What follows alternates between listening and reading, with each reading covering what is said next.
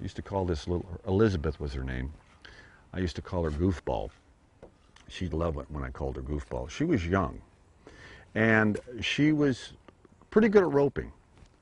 So we had a couple of steers in this round pen, and it was her time to rope this steer. Well, she was just petrified.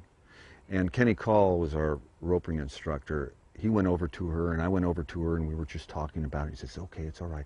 You know, we'll walk you up there, you know. And she says, no, I don't want to do it. I don't want. And we said, well, listen, we know you're afraid, but we are going to be here to protect you. We're not going to let you down. We're going to be right there with you.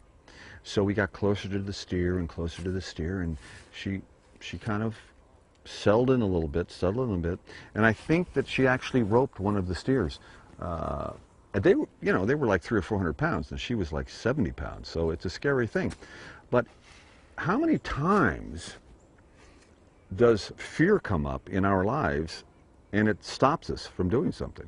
Making that phone call that you don't want to make, approaching that person that you want to say hi to because, oh, what are they going to think of me? You know, so it's a real journey through fear and getting kids through fear. You know, I've talked about it so much, it's like, God, maybe that sounds kind of boring. But you know, how would you act if you had no fear?